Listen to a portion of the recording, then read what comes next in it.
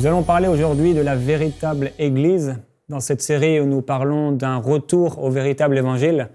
Et dans Matthieu au chapitre 25, au verset 31, il est écrit « Quand le Fils de l'homme viendra dans sa gloire, avec tous ses anges, il prendra place sur son trône glorieux. Tous les peuples de la terre seront rassemblés devant lui. Alors il les divisera en deux groupes, tout comme le berger fait le tri entre les brebis et les boucs.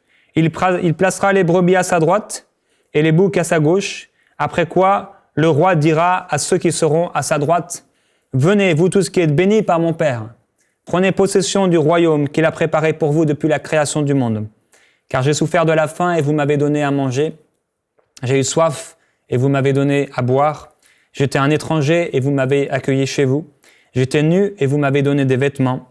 J'étais en prison et vous êtes venus à moi. » Alors les justes lui demanderont, « Seigneur, quand avons-nous vu avoir faim, avoir soif? Quand avons-nous vu étranger et t'avons-nous accueilli? Ou nu et t'avons-nous vêtu? Ou malade ou prisonnier et sommes-nous venus te rendre visite ?» Et le roi leur répondra, « Vraiment, je vous l'assure, chaque fois que vous avez fait cela au moindre de mes frères que voici, c'est à moi-même que vous l'avez fait. » Puis il se tournera vers ceux qui seront à sa gauche et il dira, « Retirez-vous de moi, loin de moi, vous que Dieu a maudit, et allez dans le feu éternel, préparé pour le diable et ses anges, car j'ai souffert de la faim et vous ne m'avez pas donné à manger, j'ai eu soif et vous ne m'avez pas donné à boire, j'étais en prison et vous ne m'avez pas visité. J'étais nu et vous ne m'avez pas donné de vêtements. » Alors ils lui demanderont, « Seigneur, mais quand avons-nous vu souffrant de la faim, de la soif? Quand avons-nous vu étranger, nu, malade ou en prison et avons-nous négligé de te rendre service ?» Alors il leur répondra, « Vraiment, je vous l'assure, chaque fois que vous n'avez pas fait cela, au moindre de ceux que voici, c'est à moi que vous avez manqué de le faire. » Et ils s'en iront au châtiment éternel, tandis que les justes entreront dans la vie éternelle. Devant le Seigneur, lorsqu'il viendra rechercher cette Église glorieuse, sans tache, ni ride, ni rien de semblable, il fera le tri entre deux groupes de personnes. Il dit qu'il y aura les brebis, il dit qu'il y aura les boucs. Comment le Seigneur distingue ces deux types de personnes? Est-ce que Dieu distingue l'Église protestante avec l'Église catholique? Est-ce qu'il fait le tri en disant, voilà, c'est ici les chrétiens et c'est ici les musulmans? Quelles sont les distinctions que le Seigneur fait? La première distinction que nous voyons ici, c'est qu'il y a une souffrance, il y a eu un besoin. Et les brebis ont répondu à ce besoin et à ces besoins, mais les boucs n'y ont pas répondu. Posez-vous la question, quand ce sacrificateur, quand ce lévite, quand il marchait sur cette route, pensez-vous qu'ils aient été des brebis ou pensez-vous qu'ils aient été définis par le Père comme des boucs? Ils avaient un besoin sous leurs yeux, mais ils n'y ont pas répondu. En fait, est-ce que l'Église est en train de se tromper? Est-ce que l'Église s'est perdue dans toutes sortes de prédications, toutes sortes de messages qui sont là pour faire du bien, qui sont là pour nous aider? Est-ce que l'Église s'est perdue d'une manière égoïste, recherchant des messages qui plaisent, qui font du bien, qui apportent la bénédiction? La véritable Église, c'est une Église qui a quitté le monde. La véritable Église, c'est une Église qui répond aux besoins du cœur de Dieu. Lorsque Dieu parle d'amour, il dit que je peux donner tous mes biens aux pauvres, même mon corps, s'il le fallait, sans avoir l'amour. Alors nous comprenons bien sûr que même si un musulman ou si une personne qui n'est pas sauvée fait du bien aux pauvres, visite des malades, donne à manger ou à boire, cela ne fera pas de lui une brebis. Car avant tout, c'est le cœur qui nous rend disponibles pour le royaume de Dieu. C'est le cœur qui nous qualifie pour le royaume. Mais Jacques dira, et nous l'avons vu, que nous pouvons avoir la foi, nous pouvons avoir le cœur peut-être, nous pouvons avoir la confession, mais s'il n'y a pas des œuvres qui sont rattachées à notre foi est morte. Elle ne vaut rien. La véritable Église, Dieu nous en parle à travers un serviteur appelé Moïse. Dans Hébreux, au chapitre 11, au verset 23, il est écrit que c'est par la foi que Moïse, à sa naissance, fut caché pendant 3 mois par ses parents parce qu'ils virent que l'enfant était beau et qu'ils ne craignirent pas l'ordre du roi. La première chose que l'Église fait, la véritable Église fait, c'est qu'elle ne craint pas les ordres du roi. Non pas le roi éternel, mais les rois de ce monde, les principautés, les dominations, tout ce qui est contraire à l'Évangile, tout ce qui est contraire à la parole de Dieu.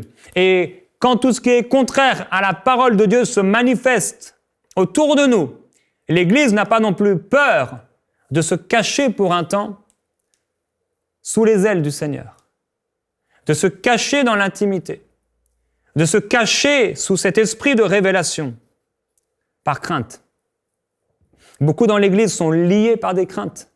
Ils sont préoccupés par toutes sortes de craintes dans ce monde, parce qu'ils ne se sont pas cachés en Dieu. Le passage continue, il dit, c'est par la foi que Moïse, devenu grand, refusa d'être appelé fils de la fille du Pharaon, aimant mieux être maltraité avec le peuple de Dieu que d'avoir la jouissance éphémère du péché. On a parlé du modèle que nous avons en Jésus-Christ. Et Moïse a suivi ce modèle prophétiquement. Un homme qui a refusé une prospérité humaine, charnelle, satanique. Il a refusé une prospérité pleine de compromis, pleine de péchés. Une prospérité que Dieu ne pouvait approuver. Moïse est l'image même d'un homme qui a désiré de tout son cœur accomplir la volonté de Dieu. Moïse est quelque part une image de l'Église véritable que Dieu viendra rechercher. Une Église qui ne vit pas pour elle-même, mais une Église qui vit pour celui qui est ressuscité d'entre les morts. La Bible dit qu'il a préféré, il a fait le choix d'être maltraité avec le peuple de Dieu que d'avoir pour un temps la jouissance du péché. Je ne sais pas quel est le choix que vous avez fait, mais dans le cœur de Dieu, soit vous êtes une brebis, ou soit vous êtes un bouc. Dans le cœur de Dieu, soit vous vivez selon vos intérêts, ou soit vous vivez selon ses intérêts. Dans le cœur de Dieu, soit vous le servez, soit vous ne le servez pas. Et il dit qu'il viendra un temps où il y aura une distinction, il y aura une différence entre celui qui ne le sert pas et celui qui le sert. Quelle est cette différence? Est-ce que la différence de l'Église avec le monde, est-ce que c'est une question de possession matérielle? Est-ce que c'est une question d'argent? Est-ce que c'est une question du manger et du boire? Est-ce que le royaume de Dieu, c'est question de manger et de boire? Est-ce que le royaume de Dieu, est-ce que ce que Dieu approuve, c'est simplement être là, être riche, avoir la plus belle maison, avoir la plus belle voiture? Est-ce que c'est ça être l'Église? Est-ce que c'est ça être la tête? Est-ce que c'est ça que Dieu approuvera? Non, parce que les riches de ce monde, c'est comme cela qu'ils vivent. Ceux qui sont perdus dans le monde, rebelles à Dieu, c'est comme cela qu'ils vivent, avec les mêmes désirs que parfois nous retrouvons dans l'Église. Cherchant la jouissance éphémère du péché, il faut un plus gros salaire, il faut une nouvelle maison, il faut ceci, il faut cela, il faut ceci. Et l'homme est éternellement insatisfait de ses biens. La Bible nous dit, contentez-vous de ce que vous avez. Est-ce que ça veut dire qu'on ne voudra jamais avoir plus? Non, pas forcément. Mais ça voudra dire que les motivations et les désirs qui sont dans nos cœurs sont purs et saints et que nous obéirons simplement à la volonté de Dieu. Il a regardé l'opprobre de Christ comme une richesse plus grande que tous les trésors de l'Égypte parce qu'il avait les yeux fixés sur la rémunération. Si tu n'as pas les yeux fixés vers le Seigneur, tu es perdu. Si tu n'as pas les yeux fixés vers le Seigneur, tu es perdu. Si nous n'avons pas les yeux fixés vers le Seigneur, cela veut dire une chose, c'est que nous ne nous sommes pas préparés. Nous ne sommes pas l'épouse prête. Et lorsqu'il viendra, nous ne serons pas prêts. Il faut que nous nous préparions. Il faut que Dieu se glorifie à travers notre vie. Ce passage continue en disant que c'est par la foi qu'il quitta l'Égypte, sans être effrayé de la colère du roi, car il s'est montré ferme, comme voyant celui qui est invisible. Il y a tellement peu aujourd'hui de fermeté dans l'Église. à la moindre persécution, au moindre obstacle, au moindre choix de renoncement, de péché, de convoitise, beaucoup font demi-tour. Mais il s'est montré ferme, il a quitté l'Égypte, il a quitté le monde. Il ne vivait plus dans le monde. Il ne vivait plus avec les intérêts du monde, contrairement aux Israélites qui étaient encore en Égypte dans leurs pensées, qui étaient encore avec l'esprit d'Égypte dans leur cœur, qui se sont formés un veau d'or. Lui ne s'est pas formé de veau d'or. Lui est monté à la montagne de Dieu. Lui vivait dans l'intimité. Lui n'était pas en train de se plaindre pour l'argent, pour la nourriture, pour la viande et pour l'eau. Il vivait différemment. Il avait quitté le monde. Il ne vivait plus pour lui-même. Il vivait pour Dieu. Il était prêt au renoncement. Il avait fait un choix personnel de renoncer. Aujourd'hui, il y a tout un message qu'on entend dans les églises où finalement, on a l'impression qu'un vrai chrétien et qu'un bon chrétien, c'est le chrétien qui prospère et qui gagne beaucoup d'argent. Mais ça ne vaut rien pour Dieu. Prospérer et gagner beaucoup d'argent, ça ne vaut absolument rien pour Dieu. L'or et l'argent est déjà à lui, que ce soit dans ta main ou que ce soit dans la main de quelqu'un d'autre, tout est à lui. Par contre, ce qui a de la valeur aux yeux de Dieu, c'est un cœur qui lui est livré. Ce sont des actions qui sont faites parce qu'il les a demandées. C'est une vie, corps, âme et esprit qui lui est livrée. Voilà ce qui a de la valeur aux yeux de Dieu. C'est un cœur abandonné, un esprit brisé et contrit. C'est un homme, une femme qui ne vit plus pour elle-même ou pour lui-même, mais pour Dieu. Beaucoup aujourd'hui imitent ce qui est pourtant inimitable. Ils imitent la foi de Moïse, ils imitent la foi des apôtres, ils imitent, mais ça ne fonctionne pas. Et peut-être vous dites que vous n'avez pas d'idole, alors que Dieu dit « séparez-vous du monde, séparez-vous de ce qui est vil, séparez-vous du péché, et je vous accueillerai, dit le Seigneur. » Et peut-être vous vous dites « moi je n'ai pas d'idole ».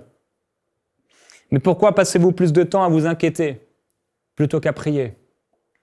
Pourquoi passez-vous du temps et trouvez-vous le temps nécessaire pour vos loisirs, pour vos séries télévisées, pour le cinéma, pour vos sports, pour vos loisirs et vos choix personnels? Et ne trouvez-vous pas de temps pour prier et pour méditer sa parole? Et l'Église va tellement mal. L'Église francophone va tellement mal. L'Église est arrivée à un point où il y a une plus grande proportion de gens dans l'Église qui ne cherchent pas véritablement Dieu et qui ne vivent pas réellement pour Dieu. Et Dieu viendra mettre un feu qui purifiera. Et Dieu fera un tri dans l'Église entre le sacrificateur et les Lévites qui ne vivent pas pour Dieu et entre les hachés, entre les publicains qui se sont sincèrement repentis. Il viendra faire un tri dans l'Église. Et le jugement de Dieu va commencer par l'Église. Le jugement de Dieu va commencer par la maison de Dieu. On n'entend plus parler de ce jugement. On n'entend plus parler de ce temps où Dieu viendra faire le tri entre ce qui est vil et ce qui est précieux, entre ce qui est impur et ce qui est pur, entre ce qui est maudit et ce qui est béni, entre ce qui est sale et péché et ce qui est saint et pur. Dieu viendra faire le tri et il viendra brûler toutes ces choses mauvaises dans un feu qui ne s'éteindra jamais. Il y a beaucoup d'idoles dans l'Église. Et Jean dira que, cependant même parmi les chefs, plusieurs croyaient en Jésus, mais à cause des pharisiens, ils n'en faisaient pas l'aveu, dans la crainte d'être exclus de la synagogue. Beaucoup de gens termineront en enfer parce qu'ils ont craint les hommes, ils ont craint leurs parents, ils ont craint leur épouse ou leur époux. Ils ont eu peur de l'homme, ils ont cherché la faveur de l'homme au lieu de chercher la faveur de Dieu. Et je voudrais tellement vous encourager à être cette Église glorieuse, à ne pas rechercher la faveur de l'homme, mais à rechercher la faveur divine. L'Église de Jésus-Christ est dans un sommeil profond actuellement. Il y a très peu de personnes qui veillent. Il y a très peu de personnes qui prient. Il y a très peu de personnes qui sont réellement en train de rechercher à vivre pour le Seigneur. Et si le monde vous aime, Si les gens de ce monde vous aiment, si vous êtes apprécié par le monde, c'est qu'il y a un problème dans votre vie chrétienne. Si vous êtes aussi bien dans le monde que dans l'Église, c'est qu'il y a aussi un problème. Si le monde dit de vous que vous êtes sage, si le monde est en train de vous applaudir, si le monde est en train de vous dire que vous êtes brillant, que vous êtes génial, alors vous avez un gros problème parce que ce n'est pas ce qu'on disait de Jésus. Ce n'est pas ce qu'on disait des apôtres. Ce n'est pas ce qu'on disait de ceux qui servaient le Seigneur. Ce n'est pas ce qu'on disait de Jean-Baptiste, de Moïse, d'Élie. Ce n'est pas ce qu'on disait de Paul. On les a méprisés. On leur a craché dessus, on les a rejetés. Le monde va forcément nous rejeter si nous vivons pour le Seigneur Jésus. Si nous avons un véritable évangile et si nous vivons en fonction de cet évangile véritable, le monde nous rejettera. Nous serons incompris, on nous fuira, on nous méprisera, on se moquera de nous, on nous rejettera. Si nous sommes de Dieu, nous serons persécutés. Si nous vivons réellement pour Dieu, nous serons persécutés. Mais si nous commençons à prendre l'habit du monde, si nous commençons à prendre les dispositions du monde, si nous commençons à avoir le langage du monde et non plus le langage des disciples, alors ce monde nous tuera, ce monde nous vomira, ce monde nous prendra tout et ce monde nous enverra là où nous ne voulons pas aller.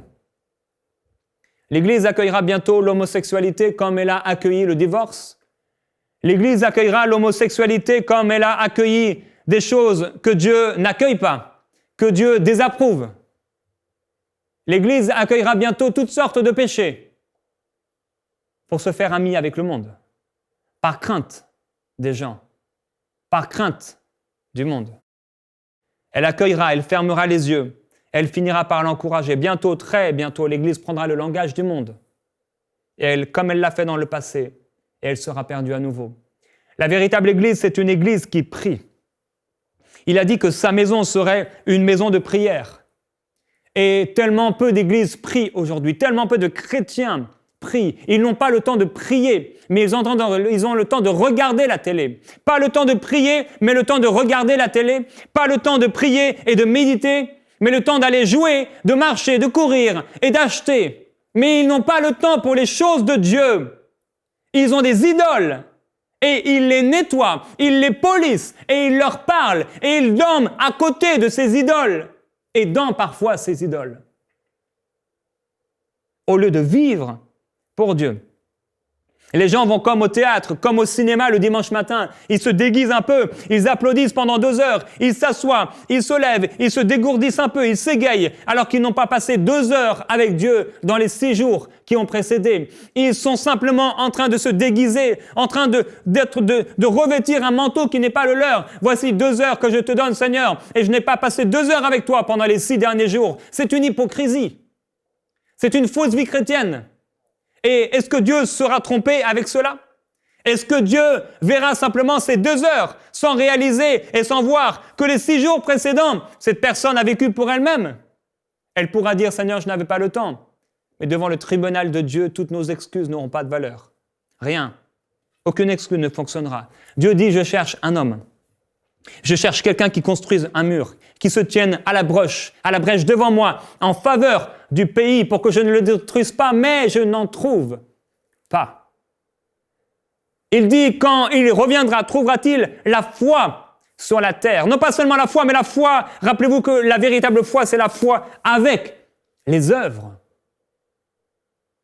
Bien sûr, quand il reviendra, les gens diront, j'ai accepté Jésus. Bien sûr, les gens diront, j'ai eu foi. Tout comme les gens vivent dans le péché aujourd'hui et disent « j'ai foi en Dieu ». Ils cherchent un homme, quelqu'un, qui se tienne à la brèche en faveur du pays, mais ils n'en trouvent pas. Et je prie que Dieu puisse trouver en nous cet homme et cette femme qui prient, cette Église qui est réveillée, cette Église qui veille, parce qu'il y a 2 choix. Soit nous veillons, soit nous dormons. Soit nous marchons sincèrement dans les choses de Dieu, ou soit nous sommes dans l'erreur et nous sommes en train de vivre dans ce monde. Dieu dit, réveille-toi, toi qui dors, relève-toi d'entre les morts, afin que Christ puisse t'éclairer. Jésus a dit, restez ici un peu avec moi, éveillés. Mais il est écrit qu'il vint vers les disciples qu'il trouva endormis. Et il dit à Pierre, vous n'avez donc pas pu veiller 1 heure avec moi. On n'a pas le temps, Seigneur, de prier. On est trop occupé, Seigneur. Il y a trop de transport, il y a trop d'activités, il y a trop d'enfants, il y a trop de travail, il y a trop de gestion, il y a trop de choses sur mon agenda. Seigneur, je ne suis pas disponible. Je suis trop occupé. Je n'ai pas le temps de prier. Je n'ai pas le temps de méditer ta parole. Je t'ai donné ma vie, mais tu passeras en 2e, en 3e ou en dernier, et je passerai du temps avec toi quand j'aurai le temps. Voilà l'état de l'Église. Voilà l'Église qui ne prie pas. Jésus dit, veillez et priez afin que vous ne tombez pas en tentation. Pourquoi les hommes tombent? Pourquoi les gens tombent? Est-ce qu'ils avaient forcément un plus mauvais cœur que d'autres? Pas forcément. Mais parce qu'ils n'ont pas veillé et parce qu'ils n'ont pas prié. C'est pour cela qu'il est important de veiller et de prier. Si je ne veille pas sur moi-même, si je ne prie pas, alors vous entendrez demain quelque chose de négatif et de mauvais à mon sujet. Pourquoi? Parce que je n'aurai pas veillé et parce que je n'aurai pas prié. Si j'entends quelque chose de mauvais demain, si j'entends que vous êtes tombé, que vous avez chuté, ce sera parce que vous n'avez pas veillé et parce que vous n'avez pas prié. Et l'un des problèmes de l'Église, c'est aussi parce que l'Église aime les choses de ce monde. L'apôtre Paul a dit, mais le monde a été crucifié pour moi. Et j'ai été crucifié pour le monde. Moïse ne vivait plus en Égypte. Il ne vivait pas dans le monde. Il avait fait le choix du renoncement. Il avait fait le choix de la mort à soi-même. Si le grain de blé ne tombe en terre et ne meurt, il reste seul. Il ne peut porter du fruit. Il ne peut revivre. Il faut mourir en Christ pour pouvoir revivre. J'ai été crucifié pour le monde et le monde a été crucifié pour moi. Je ne sais pas si vous êtes une de ces personnes, un de ces chrétiens qui aimait le monde, qui aimait la mode, qui aimait le dernier film et les derniers films qui sortent et qui vous nourrissaient de toutes les choses de ce monde. Je ne sais pas si vous êtes tellement nourri par le monde que vous n'entendez même plus la voix de Dieu. Je ne sais pas si vous aimez les systèmes de ce monde et si vous êtes plongé dans ces choses, si vous vivez dans le compromis. Mais une chose est sûre, c'est que si vous voulez voir la gloire de Dieu et vivre pour le Seigneur, vous ne pourrez pas manger à cette table. La fausse église, la mauvaise église, l'église qui n'est pas glorieuse, c'est une église qui mange là où il ne faut pas manger. C'est une église qui fait des choses qu'elle ne devrait pas faire. Aujourd'hui, beaucoup d'églises copient le monde. Elles amènent le monde dans l'église pour avoir du monde. Parce que l'église, la fausse église, elle aime le monde. Elle recherche le monde. Jésus ne recherchait pas le monde. Un jour, il y a toute la foule qui est là et lui, il part pour aller prier. Jésus ne cherchait pas le monde et la popularité, mais l'église cherche souvent la popularité. Dieu viendra amener un feu de purification dans l'église. Il viendra amener un feu de sanctification. Pourquoi allez-vous à l'église? Qu'est-ce qui vous motive à aller à l'église? Pourquoi on est là? Est-ce qu'on se réveille le matin et on va à l'église parce que c'est dimanche? C'est pas étonnant de voir les gens bavarder, les gens s'amuser, les gens rire pendant que d'autres essaient de prier. Ce n'est pas étonnant de voir ces gens mépriser l'autel de Dieu et la glorieuse présence de Dieu. Ce n'est pas étonnant de voir dans l'église, parce que les gens aiment le monde, de les voir arriver à l'église et amener le compromis dans l'église, amener le péché dans l'église, amener le manque d'honneur et de crainte de Dieu dans l'église. Et on fait n'importe quoi. Et on discute et on bavarde. Et on ne fait pas attention aux choses saintes du royaume de Dieu. Combien d'églises en ce moment, on y entre et on n'y voit pas Dieu? Combien d'églises en ce moment et de messages qu'on peut entendre et on n'en ressort pas transformé? Dieu ne nous a pas corrigés. Dieu ne nous a pas instruits. Dieu ne nous a pas encouragés. C'est pas étonnant de ne pas voir les gens prier quand il faut prier. S'ils ne sont pas là lorsqu'il y a une réunion de prière, où sont-ils le reste du temps? Leur vie de prière doit être bien vide. L'église, la véritable église, c'est une église qui persévère. Dans Matthieu chapitre 24, au verset 12, et on pourrait voir que Jésus parle ici du mal et il dit le mal ne cessera de croître. Et parce que le mal ne cessera de croître, l'amour du plus grand nombre se refroidira. Mais celui qui tiendra jusqu'à la fin sera sauvé. J'ai une question pour vous. Que se passera-t-il de celui qui ne tient pas jusqu'à la fin? S'il dit que celui qui tiendra jusqu'à la fin, jusqu'au bout sera sauvé. Qu'adviendra-t-il de celui qui ne tiendra pas jusqu'à la fin? Il dit, l'amour du plus grand nombre va se refroidir. Et qu'est-ce qu'il dit de ceux qui sont froids, de ceux qui sont froids? Il dit, je les vomirai de ma bouche. Je ne veux pas être vomi de la bouche de Dieu. Je veux être cette Église glorieuse qui persévère. Il dit, cette bonne nouvelle du règne de Dieu sera proclamée dans le monde entier pour que tous les peuples en entendent le témoignage. Alors seulement viendra la fin. Je vous assure, la fin arrive bientôt. Le Seigneur arrive bientôt. Et il vient chercher une Église qui persévère, une Église qui a persévéré, une Église qui a enduré les souffrances, patiemment, qui a supporté les souffrances, une Église qui ne vivait pas pour elle-même, mais qui vivait pour les intérêts de Dieu, qui vivait pour le royaume de Dieu, qui vivait pour le Seigneur lui-même, une Église qui ne vivait pas pour le bâtiment, qui ne vivait pas pour les maisons, pour les voitures et pour tout ce que le monde offre, mais une Église qui vivait pour Dieu. Son cœur était porté, poussé vers les intérêts de Dieu. Son cœur recherchait le Seigneur comme cette Sulamite cherchait celui que son cœur aime. Je ne sais pas ce qui vous anime et je ne sais pas ce qui est à l'intérieur de vous. Je ne sais pas si vous vivez le véritable évangile ou si vous vivez un évangile dilué, un évangile compromis, un évangile de péché et mensonger. Mais Dieu veut vous ramener dans le véritable évangile. Repentez-vous, renoncez à votre péché, convertissez-vous, baptisez-vous et vivez pour Dieu. Soyez sauvés, soyez transformés, persévérez jusqu'au bout. On doit persévérer, on doit aller jusqu'au bout. On doit non pas reculer, mais on doit se donner entièrement. Il dit, tout homme est comme l'herbe des prés. Toute gloire humaine comme la fleur des champs, l'herbe sèche, sa fleur tombe, mais la parole du Seigneur demeure éternellement. Il nous faut demeurer dans cette parole. Il nous faut chercher cette parole, vivre cette parole, manifester et appliquer cette parole et ne pas être comme cette fausse église diluée qui regarde la parole, qui regarde ce miroir et qui l'oublie tout de suite. Combien de fois j'ai entendu des chrétiens parler du message qu'ils ont entendu le dimanche matin, juste après. Non, j'ai entendu peu de fois. Les chrétiens entendent, ils vont à l'église comme s'ils allaient au cinéma. Et pourtant, lorsqu'ils sortent du cinéma, ils parlent de leur film. Comme s'ils sortent de ce match qu'ils ont été voir, ils parlent de ce match. Mais quand ils sortent de l'église, ils ne parlent pas de ce qu'ils ont entendu. Ils oublient aussitôt, souvent, ce qu'ils ont entendu. Dieu vient chercher une église qui se tient en éveil. Une église qui se tient en éveil. L'importance n'est pas la quantité, l'importance c'est d'être fidèle à Dieu dans ce qu'il nous a demandé. C'est pourquoi il dit qu'il viendra chercher celui qui a été fidèle, même en peu de choses. Il honorera celui qu'il a honoré, mais il viendra apporter le mépris et le déshonneur dans la vie de celui qu'il a déshonoré. Gilles dit, le Seigneur veut pour nous, pour vous, que vous soyez fidèles et persévérants, même en peu de choses.